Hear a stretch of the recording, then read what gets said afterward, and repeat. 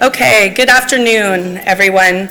We're going to go ahead and get started, and I just want to remind everyone that this meeting's being webcast as well, so I want to get started as close to 2 as possible as there are people online waiting. Welcome to the Advanced Mitigation Program Guidelines Public Workshop. My name is Kim Polari, and I'm with HDR Engineering, and we are assisting Caltrans on this program in terms of communication, and I'm here just to help facilitate this workshop today. Let's talk a little bit about the format for the workshop. So you saw a sign-in sheet when you came in. Please make sure that you did sign in. We need that information for security purposes, as well as we'd like to add you to our communications database so that you are updated on anything new with the program. So we're going to do a presentation, and then we will do Q&A, question and answer session, and I can explain more at that time, but what I'd like to do is ask that you hold your questions through the presentation until that question and answer session, and if we need to, we can pull up a specific slide if that helps you. And hopefully when you walked in, you saw some of the handouts that are at the back of the room as well. So there's a one-pager that talks a little bit about why we're here today. There's also a comment card right here, and you can fill that out here today. You can also fill it out later and send it in. There's contact information, as well as an email, so you can submit any questions or comments via email. We also had back there a couple of additional documents. There's a fact sheet that's a general informational fact sheet, as well as a frequently asked questions document. So we're really here today to introduce you to and or give you more information on the Advanced Mitigation Program and answer your questions. For those online on the webcast, we will also be taking your questions, so you can submit them at any time during the presentation and we will address them. A couple of quick housekeeping things. The ladies' restroom is actually right through that door in the annex, the second door on the left. The men's is right outside this room, just on the other side of the AV room that's right back there. In the case of an evacuation, those are the 2 exits that we will be able to take. If you go out the back of the room, you'll go up the stairs and out the building, cross the street to the park, and we'll meet just across the street. And if you go through the annex, we'll be following Dana actually through the annex back here and go out that way as well. So those, I believe, one more quick thing. If you do have a cell phone, if you wouldn't mind putting it on silent, just so that we can keep moving through this without any disruptions.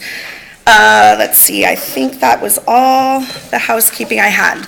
So at this time, we'll start the presentation. I'd like to introduce Amy Bailey, who is with the Caltrans Division of Environmental Analysis, and she is the Advanced Mitigation Program Manager. Amy? Great, thank you, and thanks for coming out today and joining us for this workshop. As Kim mentioned, I'm with the Caltrans Division of Environmental Analysis, and I'm the Program Manager for the Advanced Mitigation Program. The goal of these workshops is to provide information on the draft formal guidelines for the program prior to adoption of the guidelines. So I'm happy to present a brief overview of the Caltrans Advanced Mitigation Program and the contents of the draft formal guidelines. Following this presentation, we'll have the Q&A session, as Kim mentioned, and move into an informal open house where you can meet the Advanced Mitigation team and ask any additional questions. I'm joined up here by the core Advanced Mitigation Program team. We have Senior Biologist Karen Loy, Chris Janusz, and Stuart Kirkham, and we have our SB1 Advanced Mitigation Program Liaison, Shanna Zahner, and we have our Advanced Mitigation Support Team, Dana Coda. Thank you very much. So before we, so today I'll go over an overview of what advanced mitigation is, some of the goals and the benefits of Advanced Mitigation Program, the various sections of the program guidelines, some key milestones as we move forward with finalizing the guidelines, and ways that you can stay informed. Before we move into the specifics of what advanced mitigation is, it's important to understand how transportation projects are built. Transportation projects start with planning, where you identify the need on a transportation facility. It might be a deficiency in bridge or pavement or culvert, and you're identifying what that issue is that you're trying to resolve. As you move into project development, you start with some project scoping, where you're refining the purpose and need of a transportation project and figuring out the solutions on how to address that deficiency. In that process, we define a preliminary scope, cost, and schedule for a transportation project. Then we move into what we call programming. This is where we're identifying the funding amount for that transportation project, and we're identifying funding years and availability to implement that project. And then we seek funding approval. Once we have that funding approval, we move into project development process, where we're evaluating the project alternatives, doing the environmental document, and acquiring permits associated with environmental laws and regulations. We're also doing design on that project to further understand how we're going to make that fix to that road or facility. And then we're also, through this process, evaluating our abilities to avoid and minimize impacts to environmental resources. Where we can't avoid or minimize impacts in the project design, we may have to do mitigation. And we often refer to this as compensatory mitigation, which is off-site of the transportation project. Then we move forward to construction, where we're going to advertise the project for award. We construct the project, and we're actually monitoring whatever mitigation we put into place that was agreed to. So we just want to let you know this normal, typical flow of a transportation project as we go in to talk about this concept of advanced mitigation. So as I mentioned, Caltrans has the responsibility to make sure that our transportation projects comply with various environmental laws, such as California Environmental Quality Act, National Environmental Policy Act, Federal and State Endangered Species Act, Federal Clean Water Act, and others. Unavoidable impacts to regulated resources can require compensatory mitigation. Often with our current project delivery practices, as I just laid out, these decisions or requirements become known later on in the project delivery process, and that can sometimes delay construction or schedules going to construction to implement those mitigation requirements. Mitigation can take several forms depending on what the impact to the resource is. A common example is preserving or restoring habitat to offset impacts caused by transportation projects. For the purposes of today's discussion, we'll be focusing on compensatory mitigation requirements related to state and federal laws to offset or compensate for impacts to natural resources. Since the 1990s, Caltrans, in coordination with various partners, have been exploring ways in which we can implement compensatory mitigation in a better way. Advanced mitigation has been identified as one of those ways. Advanced mitigation means implementing before and in anticipated of environmental effects of planned transportation improvements. So trying to take that timeline and move it well before the transportation project delivery timeframe. This concept seeks to shift our business practices of planning for and implementing natural resource mitigation on a project-by-project basis at the time of project permitting or just before construction to a watershed or regional approach informed by long-range plans and early agency coordination. Advanced mitigation would result in the department purchasing or creating an asset in the form of, let's say, a wetland credit that can then be used for future transportation project mitigation requirements. The thought behind this approach is that it can yield more certainty in successful mitigation implementation. It can provide project delivery acceleration and increase communication with stakeholders and agency partners, and overall can have better ecological benefits. With the passage of the Road Repair and Accountability Act of 2017, Streets and Highway Code now reflects an established advanced mitigation program to plan and implement advanced mitigation solutions for transportation projects. It established a separate account that will have a set aside of $30 million annually for 4 years and shall be managed as a revolving fund. Caltrans headquarters is tasked with administering this program, and the Caltrans districts will be tasked with planning and delivering advanced mitigation projects that meet the program goals. The Streets and Highway Code has incorporated some of the goals that I mentioned previously into the legislative focus. The program goals are to accelerate transportation project delivery, improve environmental outcomes, enhance communications with stakeholders, and specifically California Department of Fish and Wildlife California Department of Fish and Wildlife. Ensure the program account is self-sustaining. Develop advanced mitigation to meet the future mitigation requirements or consider for future use. So the program benefits seek to improve the integration of transportation planning and conservation planning. We haven't done this before. We haven't really taken a large-scale approach to mitigation planning, and it's great. It's going to provide us a real good opportunity to coordinate with our agency partners, so we're excited. It seeks to meet regulatory requirements and conservation goals. It seeks to realize time and cost savings to the transportation projects, and it seeks to consolidate mitigation needs and create more environmentally sound and strategically placed mitigation projects. As part of the establishment of this new program, we've been working on developing draft formal guidelines since the legislation was passed. These guidelines are intended to outline the policies and processes for Caltrans to undertake to meet the statutory objectives and requirements of the program as outlined in the Streets and Highway Code. Highlights of the key areas are covered in the guidelines, and they include background information on compensatory mitigation and associated natural resource agency authorities that may require compensatory mitigation, and various advanced mitigation initiatives that have led up to the establishment of this program. Program overview with the purpose or objectives and the statutory requirements for the program. Program roles and responsibilities. A program schedule. Details about funding and specific to the advanced mitigation account and transportation projects that will seek to purchase credits. Advanced mitigation planning, eligibility, programming, and project delivery. Coordination and communication, and tracking, use, and reporting requirements.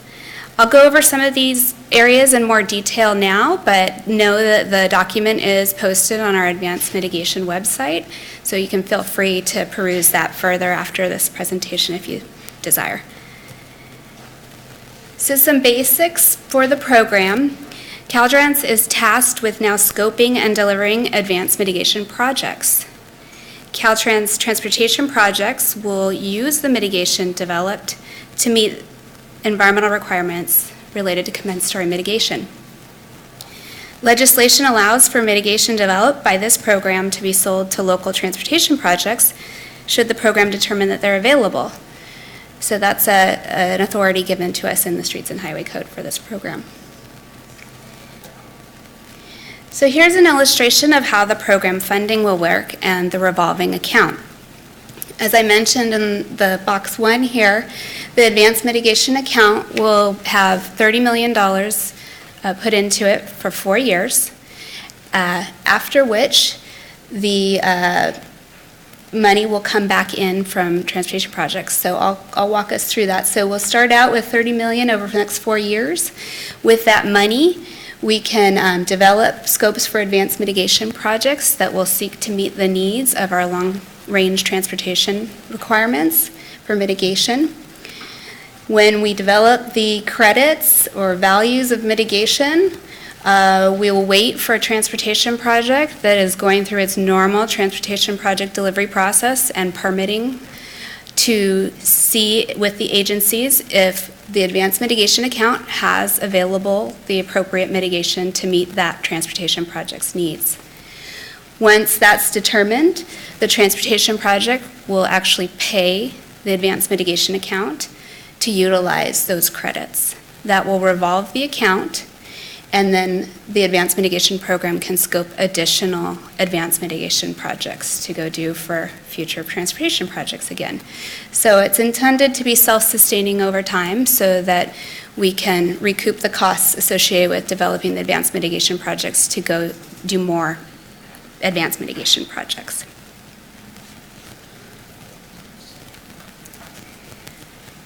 So in the legislation, there's very specific language about the types of allowable expenditures, and they group kind of nicely into the types of advanced mitigation projects that we can develop as part of the advanced mitigation program.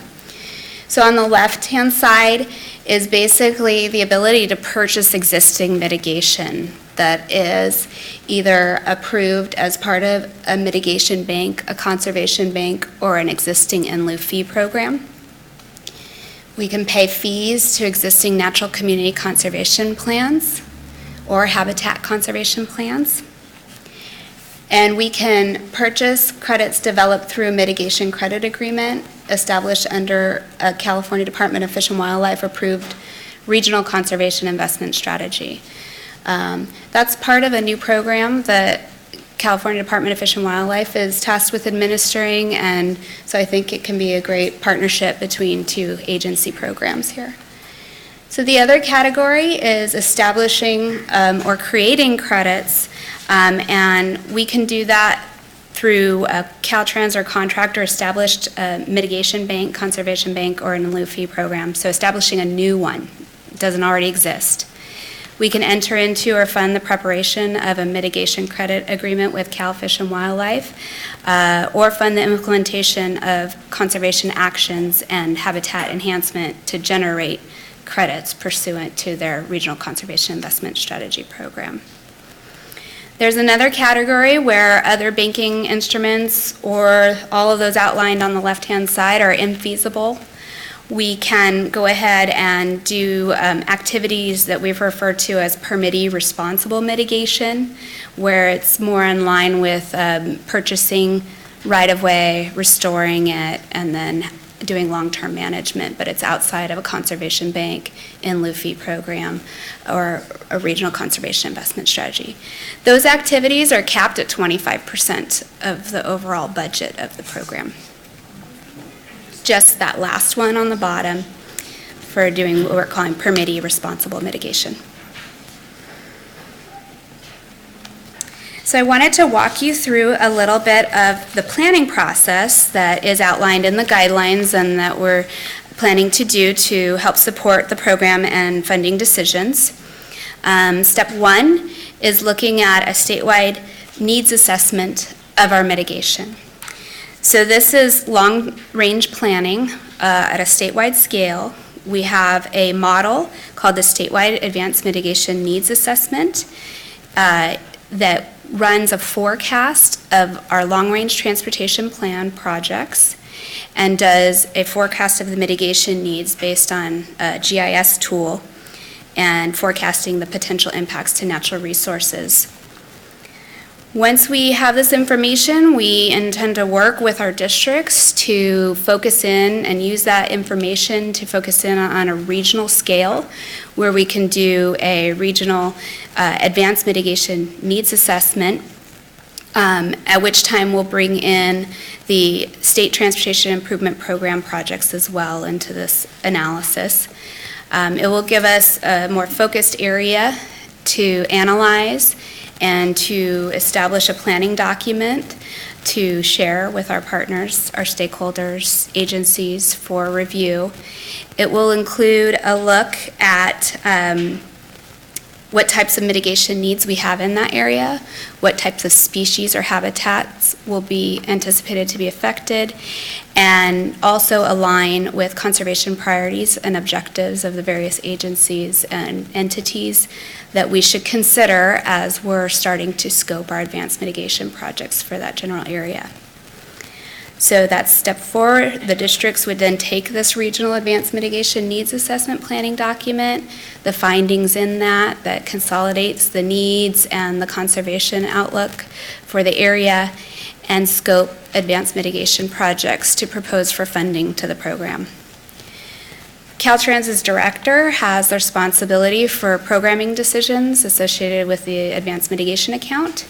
And so those projects that are proposed by the districts will be evaluated by the director prior to approving for funding. So coordination with agency partners is essential for this program to be successful. We're working with the agency partners to identify early participation points in our process, to review our Regional Advanced Mitigation Needs Assessment documents, as well as provide any feedback on information that we should include in that analysis. We also have points that I'll go through more in detail through the process for delivery when they will be able to provide feedback. Conservation plans, identifying opportunities that meet multiple agency objectives, can establish clear and clear focus for the region on where we should implement mitigation. And we also seek to establish transparent tracking of the created mitigation assets and debits. We may have advanced mitigation project-specific instruments or agreements that specifically outline what the mitigation is that we've developed, and then the anticipated use for future of transportation projects and how all of that will work. So our delivery process, as I mentioned before in the allowable project types, there's basically two paths. We can either purchase existing mitigation or we can create our own mitigation through the various instruments I described. With building new mitigation, there will obviously be longer time frames, but there will also be a lot more opportunity for input and coordination with our agency partners.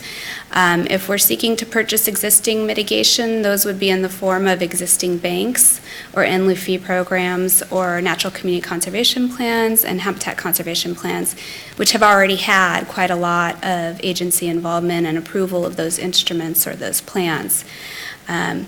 So those are the two paths, and they, from our perspective, one might be quicker and one will take a bit longer in the project delivery process. So we wanted to outline those for you today. And as we're refining the advanced mitigation project scope for the build options, the agencies will be involved and communicated with, and any of the feedback that we receive during the planning document process we can utilize to inform those decisions as well. So for the program guidelines, the milestones are as follows. We published the draft formal guidelines in November, and that began the 30-day posting period that we're required to do under the AB 115 requirements. 2 public workshops are occurring this week, and then we'll be accepting input via email until January 23rd or on the comment cards, as Kim mentioned earlier. And we'll seek to finalize the formal guidelines in February or March. So you're welcome to visit our advanced mitigation website at www.advancedmitigation.dot.ca.gov. The fact sheets you have there today are available electronically, as well as the Advanced Mitigation Program Guidelines. If you just are wanting to submit comments via email, we ask that you email the advancedmitigation@dot.ca.gov email, and with the subject line draft formal guideline comments, so help us organize that a bit. So we also, as Kim mentioned, will add you to the Stay Informed database, so you'll get email pushes as we move through this process. And at this point, I'm open to any questions. Just a minute for the microphone, okay? Can you hear me better back there? Not really. Okay. So Oh, wait, I have to unmute you. There you go. Testing. Okay, sorry. I obviously do not need a mic, but I know for the people on the webcast possibly. So for the Q&A, if you can just maybe raise your hands and I will do my best to call on you. I might paraphrase if I can. I'll do my best to do that, just to give the rest of the audience maybe a shorter question. Sometimes we tell big stories if you talk like I do. So I might paraphrase a little bit, and that'll also give our panel an opportunity to just think through and make sure that they can gather the answer. I believe Amy is going to work with the panelists up here to just answer everything that we can today. And again, for the webcast attendees, as you've submitted, we will address your questions as well. So with that, and then once we get through this Q&A, this meeting is scheduled from 2 to 3:30, so we will open back up to a little bit of a more informal open house. The webcast will end at that time, and you can view the boards and maybe talk one-on-one for those of you who are here in person. And again, you can submit comments via email all the way up until the 23rd, I believe, 23rd. So with that, if you have a question, please go ahead and ask. Yes. Actually, I will bring this to you. Sure. Just so. Hi everyone, Patrick Sauls with SOAR Environmental Consulting based out of Fresno. I've got 15 years background in compensatory mitigation from land brokerage side. And this is not so much a question, but as a small business and just a word of caution in how you proceed with this program. On the 17th, you close the first bid related to this for California Tiger Salamander credits with District 6 and 10. You've already gone to a rebid because of the lack of responses you received from the first time around. And with naming names, I can say I've talked with pretty much every single mitigation banking company in the state. And the number one reason for lack of responses is the liability with the letter of credit for what is really, at least for this purchase, really just an advanced mitigation credit purchase. So I would highly, highly, highly recommend look at the questions you received on the last two go-arounds and ask yourself if you really do desire to get responses from all the regular mitigation companies or other folks, whether or not you want folks to take on such a large liability of a letter of credit for the cost of an entire proposal if the way you advance in the future is going to be similar to your current proposal. So I just highly recommend that perhaps you take a second look at if letters of credit are absolutely necessary for mitigation banks when you're just doing an advanced order and you're really just doing a bid to see what mitigation credit prices are from folks. Thank you. For those of you in the audience that may not know that specific project that he's referring to, that is funded through a different account from this program. We have about 12 projects that we kind of refer to as our pilot projects that were funded prior to 2017 that are helping us learn the ropes as we move forward for how to bid these projects and things of that nature for this program. So I appreciate that feedback and definitely will take a look at those comments. Okay, we have another question right here. Thank you. Marcella Clem from the Humboldt County Association of Governments. I just want to first thank you for doing this program in the state legislature. As a coastal county, this is a very important program that we're going to be looking at. I have a couple questions. If a local agency is lead on the state highway project, are they still eligible for the benefits of this program? In addition to that, if it's a bike and ped project on a state highway, would we still be eligible? And through your partnership with the local resource agencies, do you see that this program will help standardize ratio requirements with our local resource agencies, and specifically for degraded wetlands? And that might be a big ask, but I thought I'd ask anyway. We might make you ask that second one again, but let's start with the first one, the eligibility. Thank you for asking that question about eligibility. The legislation states that the mitigation developed for this program seek to be for eligible state highway operation protection program or for state transportation improvement program eligible projects. So that's what it's limited to in terms of the credit use. My question was about the lead agency. If a local agency is lead. Oh, yes. So if the department determines that there are available credits, then the projects, it's mainly going to be for the State Transportation Improvement Program projects. The local agency would be the lead, and we'd notify those local agencies that we have available credits and the types of credits available and the region in which the credits would be applicable for transportation projects. And then the transportation projects would notify us if they would like to purchase them from the program. Do you need to repeat the second question? I think I understand it as with respect to whether or not this program will seek to standardize ratio requirements. I think also in there was an assumption that there may be lower ratios. Yeah, so I mean, part of the ratio development on any project is related to whether or not the mitigation will be successful. And so we are hoping that there may be lower ratios discussed at a project-by-project basis should we be able to show that the mitigation has been successful because we did it in advance. So there is a hope there. However, all those discussions about ratios and what's acceptable will be negotiated and discussed with their agency partners at a project-by-project level. And then once there's agreement and there are permits or consultations on what's appropriate for that transportation project, then they would see, again, if the advanced mitigation program has the available mitigation for them to apply to that transportation project. So this program will stay out of those negotiations on ratios, and that will happen at a project-by-project level still. Next question. To the back.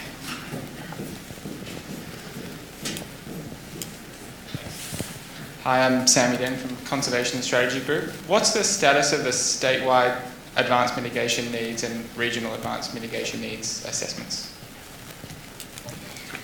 Well, we've just finalized some of the statewide advanced mitigation needs assessment results, and we're trying to compile that information and share it with our district partners.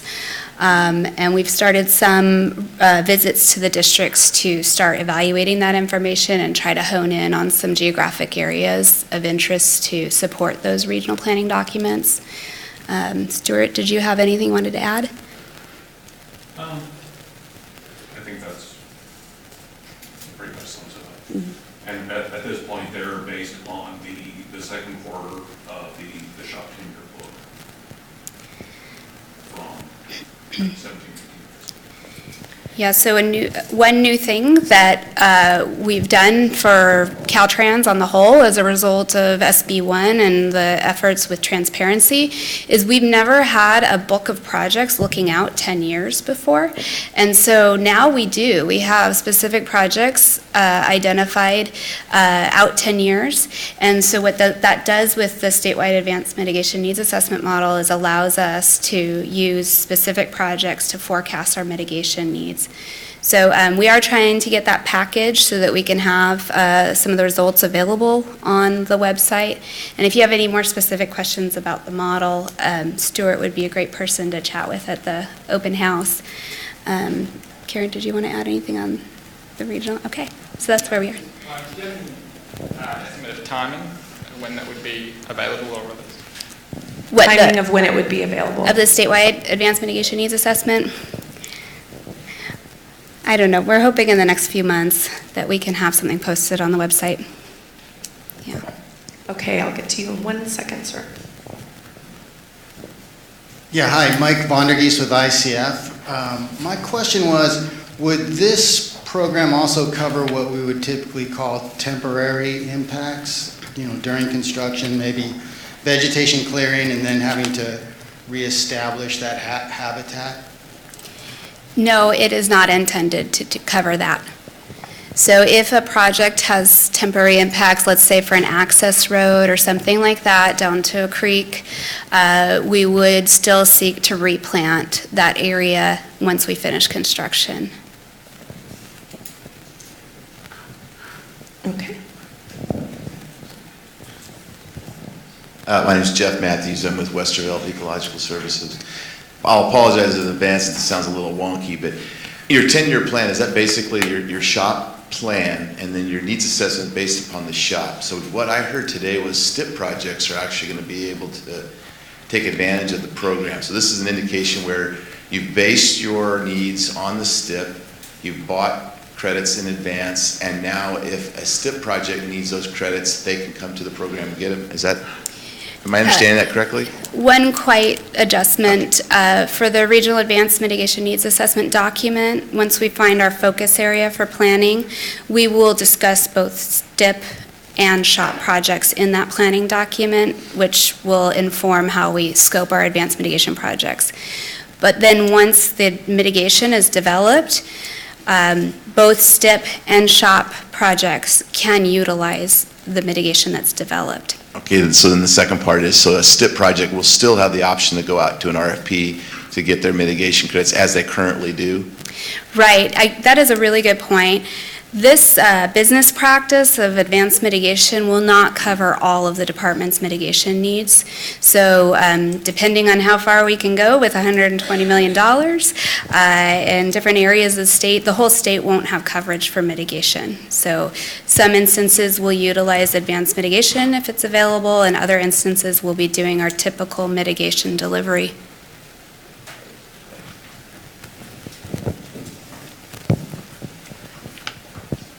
Hi, I'm Liz O'Donohue with the Nature Conservancy. I'll send in comments, but just a couple questions. Just to clarify, so you will identify Caltrans area of focus first and then go to the regions? Because I would recommend that you choose your area of focus with the regions, because some of the regions will have opportunities that everybody could work with together. So it's really a sequencing thing and a timing thing.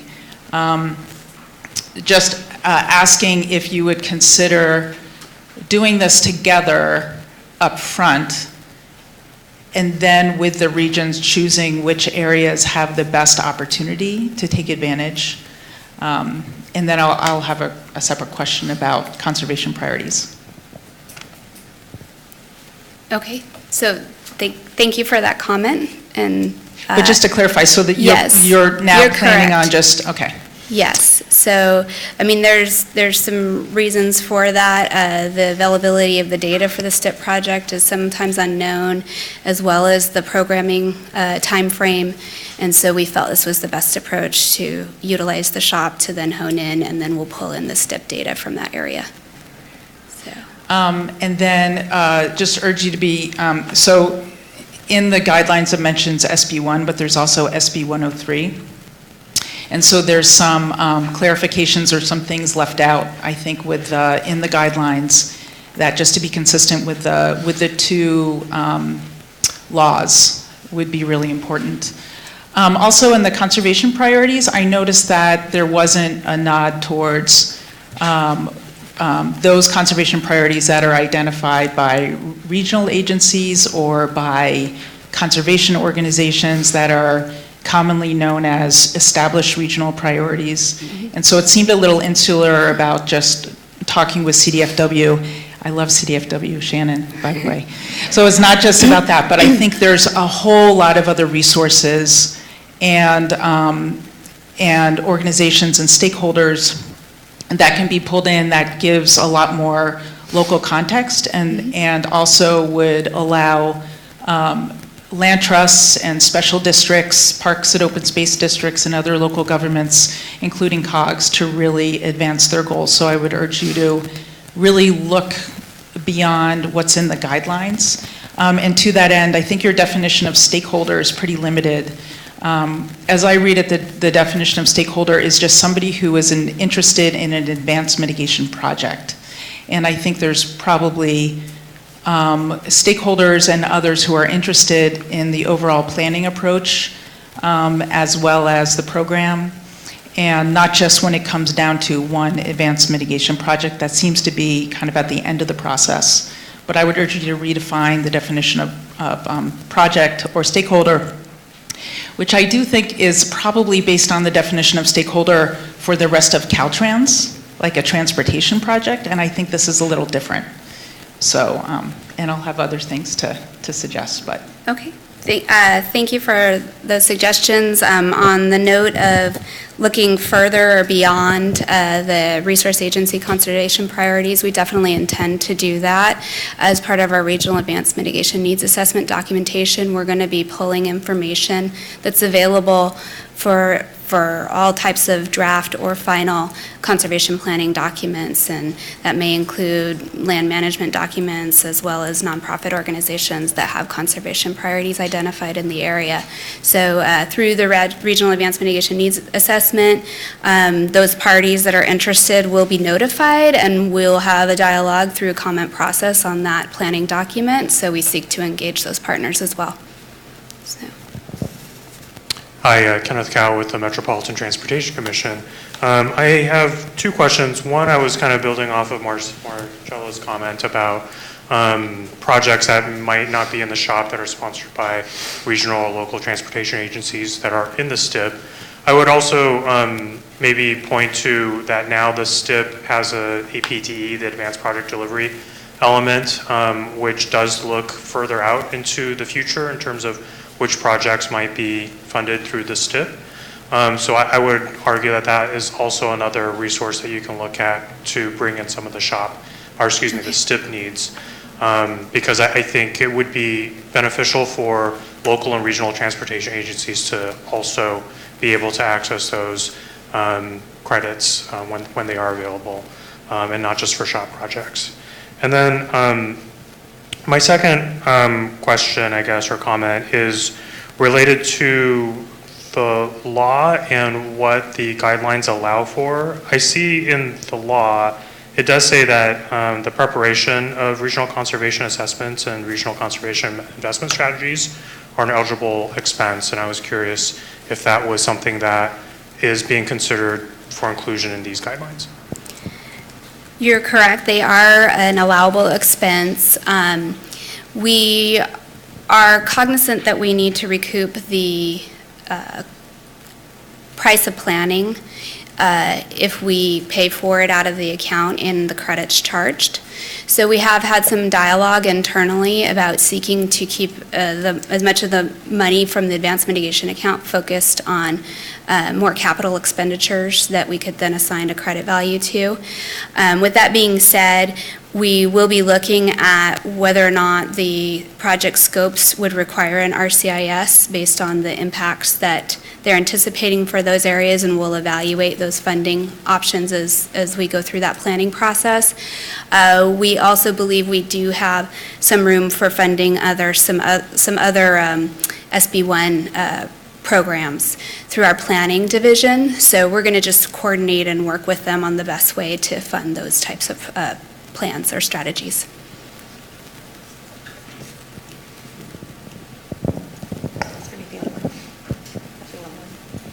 Okay, this side's very quiet. You want me to sit over there? Sure, maybe we need to shift. Need to wake people up. Any other questions or comments? Yes? Okay, great. Someone took the lead. Okay. Ramona Swenson, Environmental Science Associates. Just curious, are there particular geographies or regions that are high priorities for Caltrans? Everywhere? Stuart, do you want to take that? Right. With the assessment that we're doing, we're looking statewide throughout the state highway system to try and see where our impacts are going. And then we're consulting with the districts to find out what their priority resources are. And so we're going through a process where we're trying to essentially maximize the benefit from, where we're seeing the impacts to where we can, get the best investment in a landscape scale type project that would, yield the maximum benefit for the district as well as for a viable project. Now, that being said, we don't know ahead of time what those areas are going to be. And so, having met with a number of the districts, we've identified some regions that that are of interest. And so, our first pilot one is in the Mojave Desert with District 8. They were very much interested in getting desert tortoise mitigation, and we're kind of looking at that as an umbrella species and expanding that out and looking at the entire region. So it's District 8 also spilling into District 9 and District 7 as well.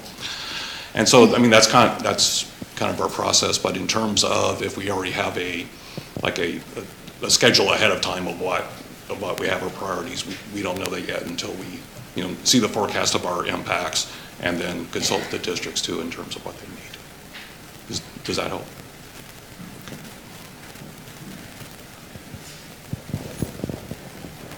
It's not even 3 people. Come on. All right, perfect. Asking the name of the gentleman that would just answer that. Stuart Kirkham. How do you spell your last name? Kirkham, Kirkham.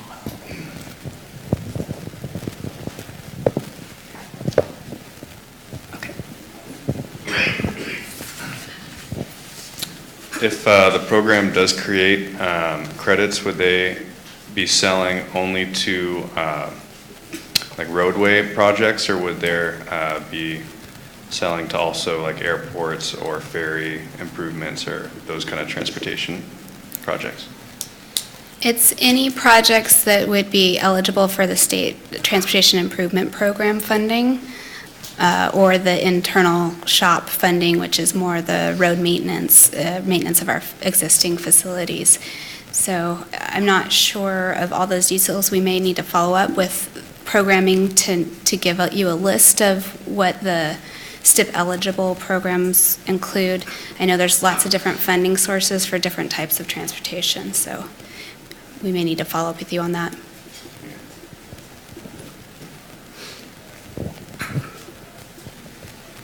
Are there, good. After this, if there's any slides that you might want us to pull up again, if you have a specific question, we can do that for you.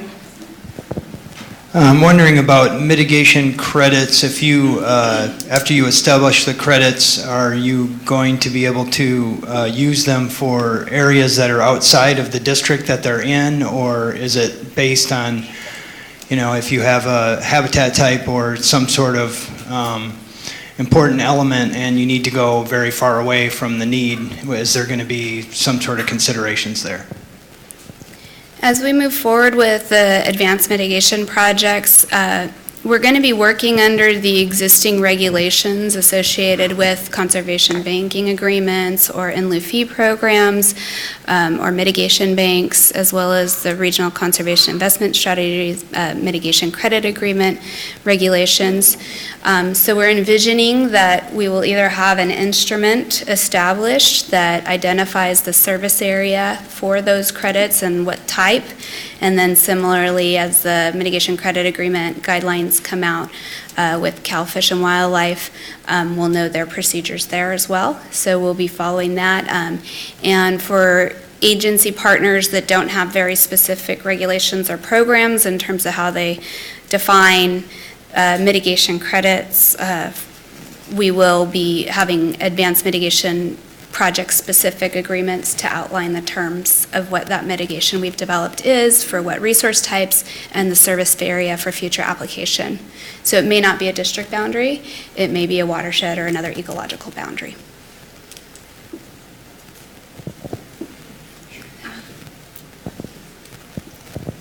Hi, Liz O'Donoghue again. Just on the 25%, no more than 25% can be spent on projects like permitting responsible mitigation. It's in accordance with the programmatic mitigation plan as defined by the transportation, I think it's T21 or it might be Safe T-Lu. So I just wanted to know where those currently exist that would allow that. And I do think if you look at, like RCISs or NCCPs, they can probably fit in that definition. So I just wanted to ask what your plan is or how you may be able to use that. That's a great question. We've been talking about this a lot in terms of our flow of our process, and we wouldn't necessarily know if all those options are infeasible and that permitting responsible mitigation would be pursued until as we're getting closer to scoping that project for advanced mitigation. So what we've done is we've looked at the Regional Advanced Mitigation Needs Assessment Planning document as that tool to meet the programmatic mitigation plan. And so we've worked with Federal Highways Administration on reviewing our outline of that Regional Advanced Mitigation Needs Assessment to meet those requirements. And with that, there are the comment period and review period of both the federal agencies and the public, as well as the tribes. So we will be doing that outreach, and that will cover that programmatic mitigation plan piece, so that should we need that flexibility at the project level, it will be completed for that whole region. Any other questions for today? Yes.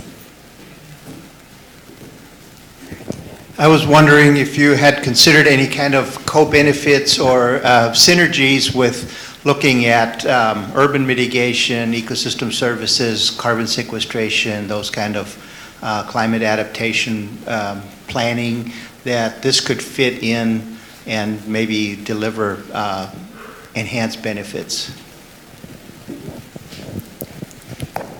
It hasn't been our main focus, but we definitely see opportunities for coordination. We also, in our Regional Advanced Mitigation Needs Assessment, if there are any planning documents related to those types of activities, we can pull them in to see what kind of synergies are there.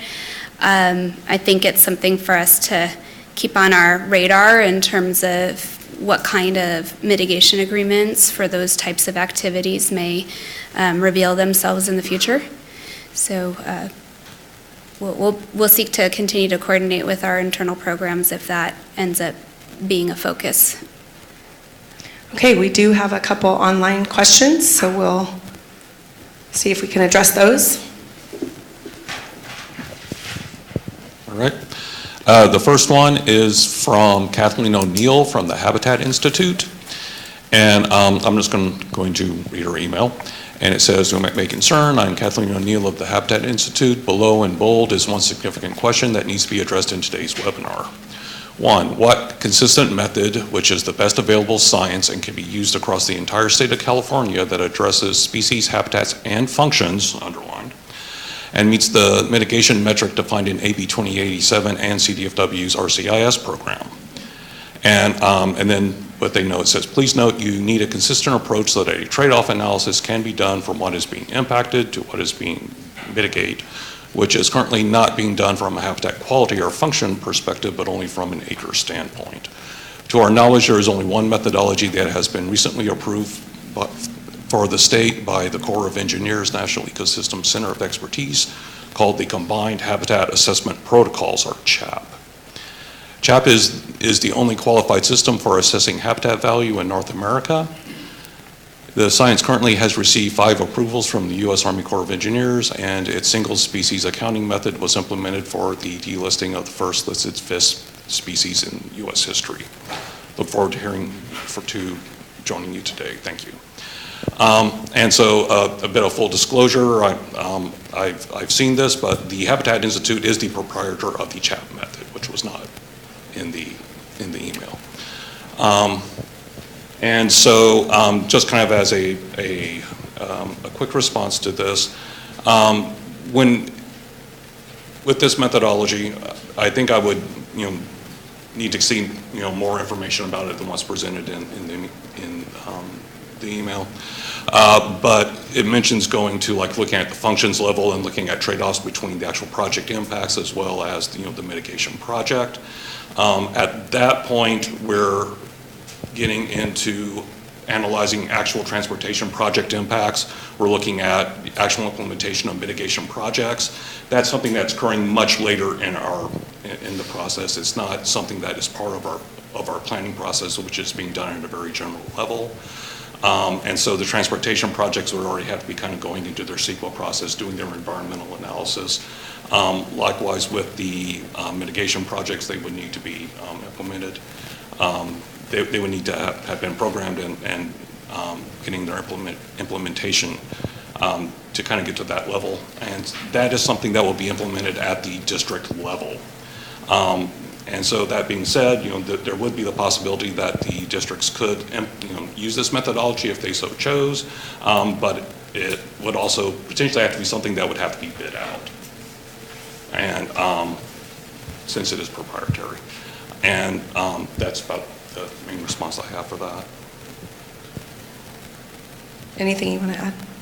No. Okay. And the other one, I'm not going to field the response. But it comes from James Sarmento at buenavistatribe.com, Buena Vista Rancheria of Miwok Indians. He asked, is it possible to utilize advanced mitigation program funding to fund cultural resource mitigation, including but not limited to funding for cultural resource monitoring, funding for tribes, cultural easement purchases? Thank you, James Sarmento. I might ask Jody to come up here, who's she's our acting division chief right now, but she's the office chief of our cultural studies office. So.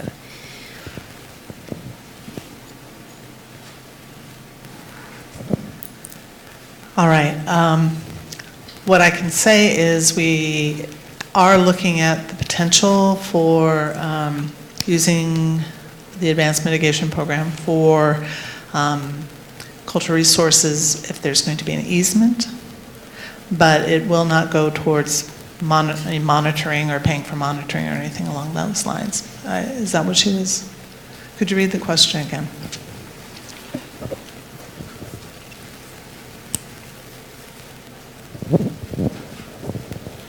Is it possible to utilize the advanced mitigation program funding to fund cultural resource mitigation, including but not limited to funding for CR monitoring funding for tribes, cultural easement purchases? Like I said, possibly for easement purchases if we know that there are cultural sites or sites of importance to the tribes. That is something we can look into. I didn't catch the first thing before that. To fund cultural resource mitigation, including but not limited to monitoring funding. Okay. I thought there was something else. So monitoring funding, no, it would not be for that. And I will point out that the legislation is a bit broad in terms of environmental laws that it could apply to. However, one of the things in some of those areas, such as GHG or cultural resources, that needs to be evaluated further is how do you do a crediting schema for that? For natural resources, as the legislation's written, it seems like that's the main focus because it's referencing the various instruments and programs that already exist in regulation for how to do that. But there is some room for potential, but we need to nail down how we figure out the coordination with our resource agencies on the crediting aspect and transferability and things like that.